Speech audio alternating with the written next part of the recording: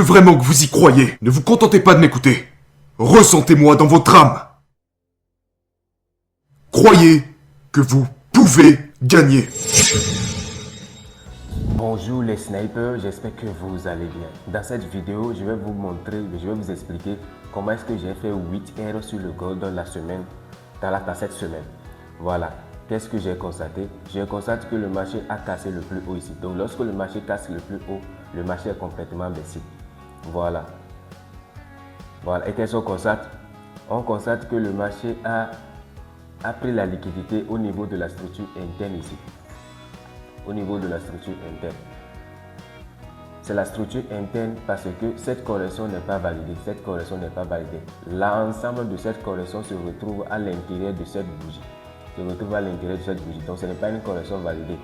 C'est la structure interne du marché. Donc lorsque le marché il a pris la liquidité de cette manière, qu'est-ce qu'il a fait après? Il donne naissance à cette zone après la grosse impulsion à la hausse. Il donne naissance à cette zone. Donc c'est exactement de cette manière que j'ai fait mon analyse. J'ai même envoyé à partager ça dans ma communauté.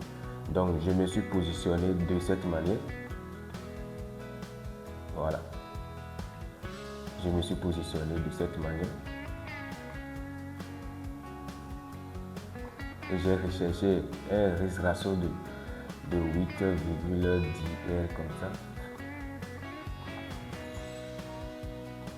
J'ai recherché un risque ratio de 8,10 R comme ça.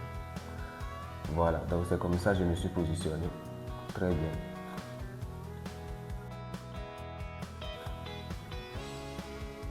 Bon, et le marché déclenche.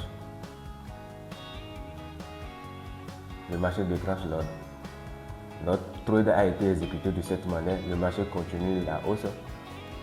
Et qu'est-ce qu'on voit? On constate que le marché a fait une grosse correction. Lorsque le marché a fait cette correction, je n'étais pas paniqué parce que je pratique le style de gestion que je pratique ici, c'est sit and forget.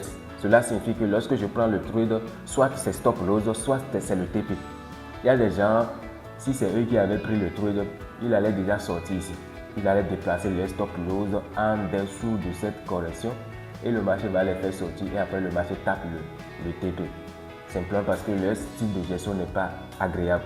Moi, je pratique deux types de gestion, sit and forget ou gestion de probabilité. Ici, c'est sit and forget que je pratique parce que j'ai déjà fait 3 stop loss. Donc, ce truc que j'ai pris, soit je me suis dit, soit c'est TP, soit c'est stop loss. Cela me donne un avantage pour récupérer les 3 stop loss que j'avais fait. C'est l'idée, ça. Ça dépend des contextes. Voilà. Donc, le trade.